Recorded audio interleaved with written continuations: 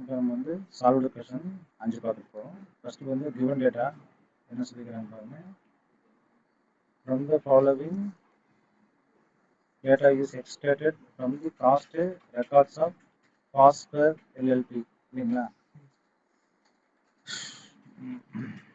which maintains standard costing from the following data given below.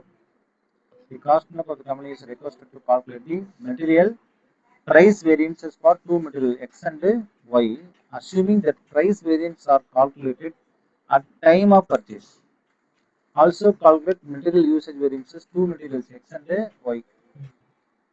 அப்ப standard cost system utilise பண்ணிட்டு இருக்கிறாங்க. Material X ஒன்று இருக்குது, material Y ஒன்று இருக்குது. ரா மெட்டீரியல் நீங்கள் வாங்கினது எவ்வளோக்கு வாங்கிக்கிறீங்க? 2000 வாங்கிக்கிறீங்க, கிலோ 4000 ரூபாய். 5000 வாங்கிக்கிறீங்க. இஷ்யூ டு ஒர்க்ஸுக்கு எவ்வளோ தான் கொடுக்குறீங்க? 2150 தான் கொடுக்குறீங்க. Issues to works, works stock material opening closing, opening இவ்வளோ இருந்தது, க்ளோசிங் இவ்வளோ இருந்தது. Standard price of the materials and standard usage are given below. Standard price வந்து அவனை கொடுத்துட்டான், கிலோகிராம் கொடுத்துக்கிறான். ஸ்டாண்டர்டு யூசேஜஸ் ப்ராடக்ட் ஏ 1 கிலோவும் ப்ராடக்ட் பி 0.5 kg. மெட்டீரியல் ஒய்க்கு வந்து 1 கிலோ 1 கிலோ. ஆக்சுவல் ஈல்டு வந்து 1130 யூனிட்ஸ் வந்து கிடைச்சிருக்குது. அப்போ இந்த கணக்கில் ஒன்றுமே இல்லை. திருப்பி ஒரு தடவைக்கு 2 தடவை கணக்கு பண்ணி என்ன கேட்குறான்? ஃபர்ஸ்ட் எடுத்தோடனே அவன் என்ன சொல்றான்? கால்குலேட் மெட்டீரியல் பிரைஸ் வேரியன்ஸ் கேட்குறான். மெட்டீரியல் பிரைஸ் வேரியன்ஸ் சிபியூ நமக்கு தெரியும். சிபியூல அவன் எதை கேட்டுக்கிறான்? தான் கேட்குறான். Cost material cost price variance இல்லையா? காஸ்ட் வேணா, யூசேஜ் வேணா, ரெண்டு மட்டும் வேணும். Price variance. பிரைஸ்னாவே என்ன செய்யணும்? நம்ம பிரைஸ் எடுத்து போகணும் இல்லையா? Standard price minus actual price into actual quantity. இதான் formula. Material price variances is to be calculated at the point of purchase இல்லையா? அப்போ ஆக்சுவல் ப்ரைஸும் ஆக்சுவல் குவான்டிட்டி நமக்கு தேவை. அப்போ என்னன்னா, ஏன்னா ரெண்டு இருந்தால் தானே standard price minus actual price into இதுதான் உங்களுடைய ஃபார்முலா. நம்ம வந்து இப்போ எல்லாமே ஆக்சுவல் ப்ரைஸ் தேவை, ஆக்சுவல் குவான்டிட்டி தேவை, ஸ்டாண்டர்ட் ப்ரைஸ் தேவை, மூணு தேவை நமக்கு. மூணுத்தையும் நீங்கள் கண்டுபிடிக்கணும். புரியுதா இல்லையா? சொல்லுங்க. அப்போ what is actual quantity? Have they given actual quantity there? Yes. 2000 is a actual quantity. Have they given? 2000 is a actual quantity. Given ah? Yes. Appa 2000 is a actual quantity. What is price? 2000 divided by 4000 divided by 2. So 2 ரூபாய். அப்ப 2 ரூபாய் price கிடைச்சிச்சா? சொல்லுங்க தம்பி. அப்போ குவான்டிட்டியும் ப்ரைஸையும் கூட்டினா இதான் 4000 ரூபாய். அப்போ 4000 + 6500 10550. குழப்பம் இருக்குதா? அப்போ கிடைச்சிச்சா? Actual price is equal to actual quantity கிடைச்சிச்சுங்களா? இது ஒன்று. அடுத்தது actual quantity into standard price. இப்படி தான் பண்ணுவோம். Actual price into actual quantity into actual price, actual quantity into standard price. What is standard price? இது கொடுத்துட்டானே ஸ்டாண்டர்ட் ப்ரைஸ். ஸ்டாண்டர்ட் ப்ரைஸ் 1 ரூபாய் 9 பைசா எத்தனை? 1 கிலோக்கு. அப்போ இங்கே 2000 kilo. Actual quantity into standard price. அப்போ 10,000. டிஃப்ரெண்ட் எவ்வளவு? இதில் ஏதாவது கஷ்டம் இருக்குதா? ஆனால் கணக்கு பார்க்கும்போது அப்படியே என்னவா இருந்துச்சு? ரொம்ப பெரிய விஷயம். ஒன்றுமே இல்லை. அவ்வளோதான். நம்ம வந்து என்னன்னா அதெல்லாம் பார்த்துட்டே கூடாது. நம்ம வந்து முதல்ல எடுத்து என்ன செஞ்சிடணும்? ஃபார்முலா எழுதணும், ஸ்டெப்பில் தான் மார்க் கிடைச்சிடும். கணக்கு பார்த்தோன்னே பயப்படவே கூடாது முதல்ல. சரி, அது இது வந்து மெட்டீரியல் பிரைஸ் வேரியன்சஸ் முடிஞ்சு போச்சு. சரி, மெட்டீரியல் பிரைஸ் வேரியன்சஸ் எதனால ஏற்பட்டிருக்கலாம்? ஏன்னா சிபியூ தான் நம்ம பார்த்தோம். சிபியூ இல்லையா? அப்போ ப்ரைஸ் கண்டுபிடிச்சாச்சு. யூசேஜஸ், அப்போ ப்ரைஸ் யூசேஜ் கூட்டினா தான் காஸ்ட்டு. அவன் யூசேஜ் கேட்டானா? Also calculate material usage variance of two material sex. அவன் என்னவும் கேட்டுக்கிறான் அடுத்தது. ஆமா, என்ன செஞ்சுட்டான்? இப்போ யூசேஜஸ்க்கு என்ன மிக்ஸு வரும்? யூசேஜஸ் என்னங்க? மெட்டீரியல் யூசேஜ் வேரியன்ஸஸ் ஃபார்முலா என்னங்க? ஃபார்முலா யூசேஜஸ்னாவே என்னதான்?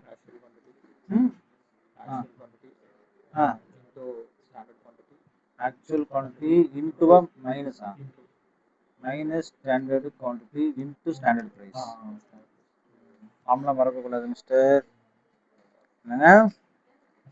அப்போ actual quantity into standard price, standard quantity into standard price. எப்படிங்க? அதுதான் உங்களுக்கு மெட்டீரியல் யூசேஜஸ் உடைய ஃபார்முலா. அப்போ அது தெரிஞ்சிச்சுன்னா நீங்க என்ன செய்யலாம்? ஆக்சுவலா நம்ம கண்டுபிடிக்கலாமா? முடியுமா முடியாதா? S. Now we are going actual quantity.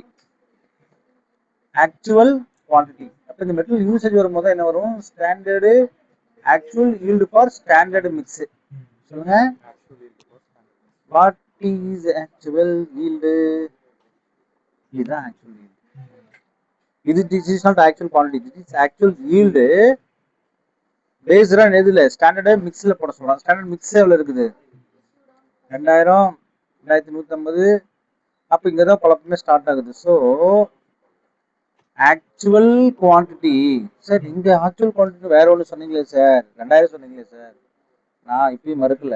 இந்த இடத்துல என்ன சொல்றாங்க? Actual quantity material consume actual yield for standard மிக்ஸுக்கெல்லாம் போடும்போது 2250 ரூபா இருக்குது. ஸ்டாண்டர்ட் பிரைஸ் நம்ம ஆல்ரெடி சொன்னது என்ன? 190. ஸோ இங்க யூசேஜ் வேரியன்ஸ் வரும்போது ஆக்சுவல் குவான்டிட்டி அங்க இருக்கக்கூடிய ஆக்சுவல் குவான்டிட்டி எடுக்கக்கூடாது. புரியுதுங்களா இல்லையா? அப்ப சொல்றான் 2250. எப்படி அப்படின்னா நல்லா கவனிக்கணும். மெட்டீரியல் கன்சியூம்டு என்னங்க? திருப்பி சொல்ற பாருங்க.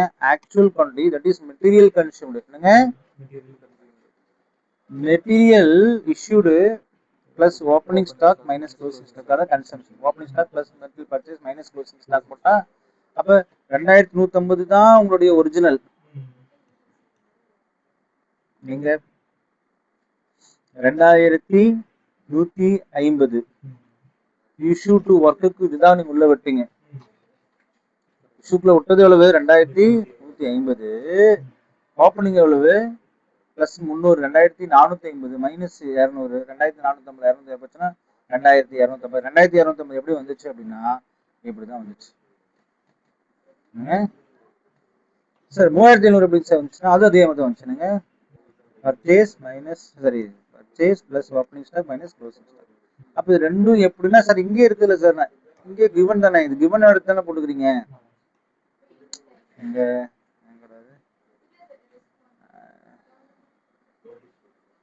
2250, 1330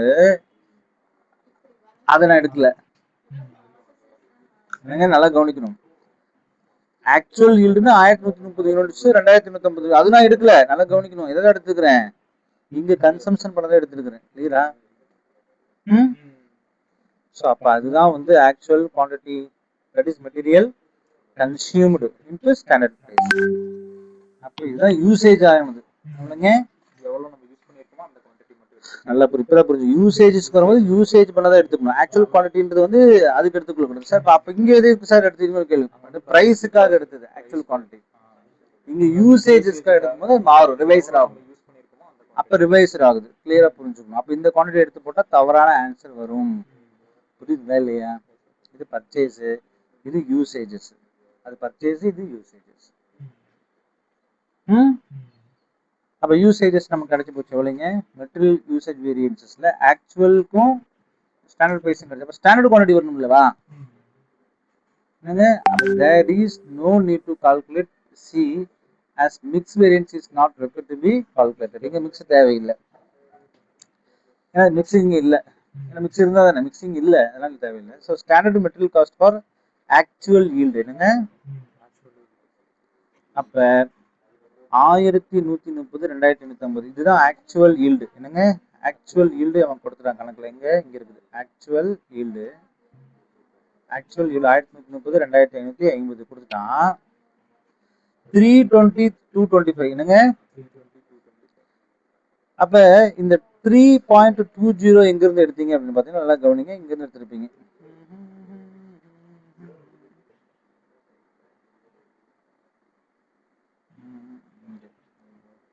இப்பதான் நான் பார்த்தேன். ஒர்க்கிங் நோட் டூல பாருங்க.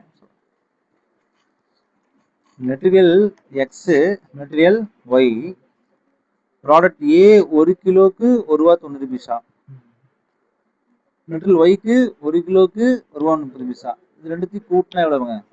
3.20. அப்ப நல்லா கவனிக்கணும். இந்த இடத்துல ரொம்ப முக்கியமான விஷயம் நான் சொல்றேன். இந்த material cost for actual yield ஏக்கு, ஏன்னா ஏ அப்படின்றது வந்து மெட்டீரியல் எக்ஸ் அண்ட் ஒய், ஏன்னா கணக்கு நல்லா படிச்சாதான் இங்க புரியும் நமக்கு. அதாவது data is given below which maintains standard costing from the following data to material x and y. அதாவது material price variances for two materials x and y assuming that price variance are calculate time of purchase calculate weekly usage. அப்ப இந்த X and Y எதுக்கு? A and பிக்கு. எதுங்க? Product ஏ வேணும்னா 1 kilo X தேவைப்படுது, 1 kilo Y தேவைப்படுது. Product B வேணும்னா 1/2 kilo X, 1 kilo Y. இப்போ ப்ராடக்ட் ஏக்கு நீங்க போகணும் அப்படின்னா ப்ராடக்ட் ஏல வந்து இப்போ 1 கிலோ எக்ஸ் இருக்குது, 1 கிலோ ஒய் இருக்குது. அப்போ 1 கிலோ எக்ஸோட ரேட்டு, 1 கிலோ ஒய்யோட ரேட்டு. நல்லா கவனிங்க. அப்போ 3.20 எப்படி வந்துச்சுன்னா 1 கிலோ எக்ஸோட ரேட்டு எங்கங்க? 1 கிலோ எக்ஸோடது, 1 கிலோ ஒய்யோடது. இது 1/2 கிலோ எக்ஸோடது, 1/2 கிலோ ஒய்யோடது. அப்போ ரேட்லாம் ஒண்ணுதான், 1.90, 1.30 தான். பட் இது என்ன ஆயிடுச்சுன்னா 1 கிலோக்கு இது 1 கிலோ, 3.20 வந்துச்சு. இது வந்து என்ன ஆயிடுச்சு? 1/2 கிலோ 1 கிலோ. என்னங்க? 1/2 kilo amount 1 kilo. Very good. இப்போ புரிஞ்சுட்டீங்க. அப்ப அந்த அமௌண்ட் தான் நீங்க எடுத்து இங்க போடணும். அப்படி பார்த்தா 9353 ஆயிடுச்சு. அப்ப இந்த standard material cost for actual yield. அப்ப யூசேஜ் வேரியன்சஸ் தெரிஞ்சு போச்சு. இந்த அமௌண்ட்ல இருந்து என்ன செய்றீங்க? ஆக்சுவல்ல இருந்து ஸ்டாண்டர்டை கழிச்சிங்கன்னா உங்களுக்கு ஃபேவரபிளா நாட் ஃபேவரபிளா கேட்டா உங்களுக்கு ஃபேவரபிள். ஏன்னா ஸ்டாண்டர்டு வந்து என்னவா தான் இருக்குது? அதிகமா இருந்துக்குது. நம்ம ஆக்சுவல் எவ்வளவு தான் இருக்குது? குறைவா தான் இருக்குது. ஃபேவரபிளான்னு கேட்டா அப்ப எப்பவுமே ஸ்டாண்டர்ட் வச்சுட்டா best. Standard quantity minus actual quantity. ஏன்னா ஏன் நம்ம ஸ்டாண்டர்ட் வைக்கணும்? அதுதான் நம்ம முன்ன பிளான். அப்ப எப்பவுமே ஸ்டாண்டர்ட் வைக்கிறது பெஸ்ட். பிளான்டை விட நான் ஆக்சுவல் வந்து குறைவா இருக்கணும் போது அப்ப எனக்கு பெனிஃபிட் எவ்வளவு? 285 எனக்கு என்னவா இருக்குதுங்க? பெனிஃபிட்டா இருக்குது. See, that's all your answers. Clear? So இவ்வளவுதான் வந்து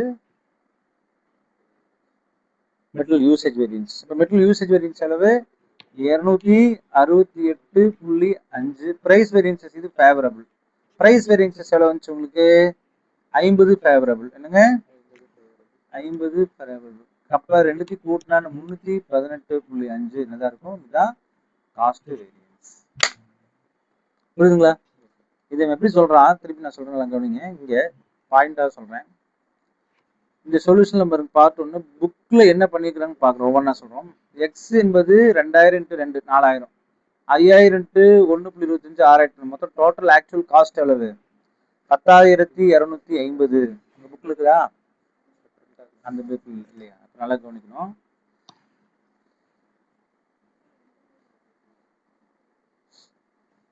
ரெண்டாயிரத்துக்கு 4000, 6000 டோட்டல் எவ்வளவு வந்துச்சுங்க? 10,250. அதான் சொல்ல போறேன். 10,250. ஸ்டாண்டர்ட் எவ்வளவு நீங்க முடிவு பண்ணீங்க? இதான். அப்ப 10,300. அப்ப டிஃபரெண்ட் எவ்வளவு? 50. இது ஃபேவரபிள். கம்பெனி ஓவரால் சேவ் பண்ணிக்குதா? எப்படி சேவ் பண்ணிக்குது? நம்ம நினைச்சதை விட செலவு ரொம்ப குறைவா வந்துக்குது.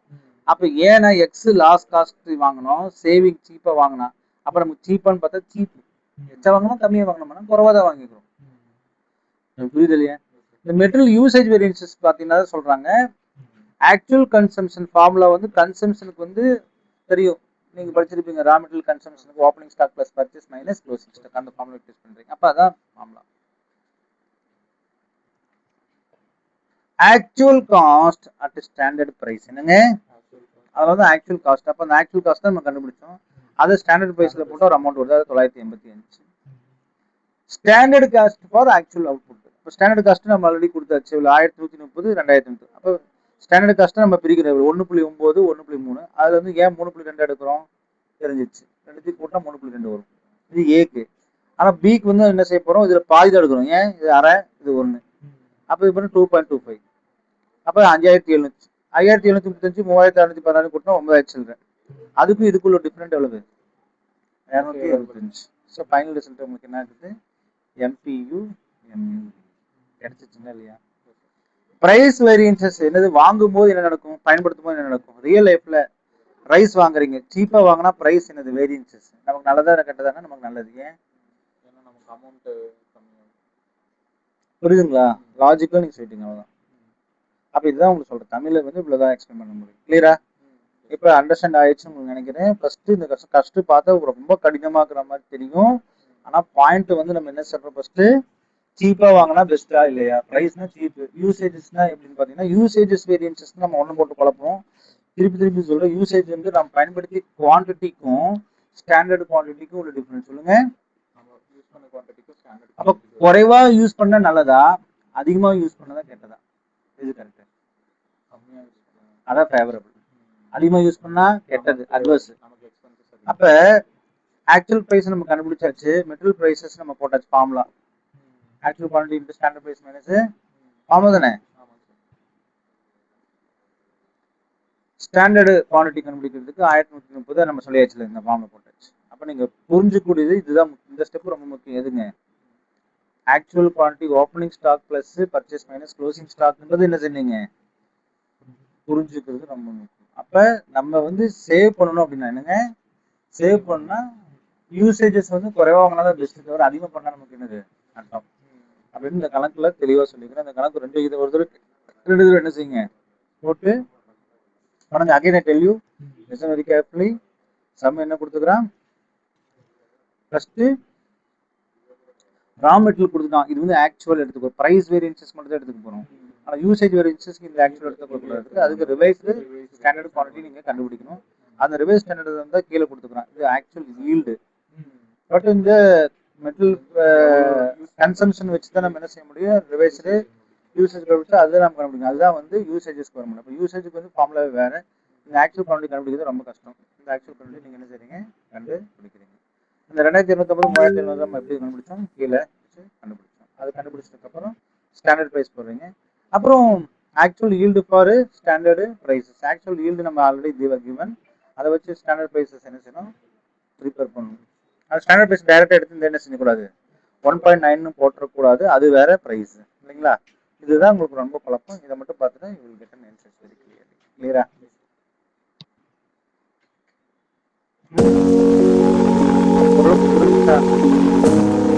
எதுக்காக ஏன்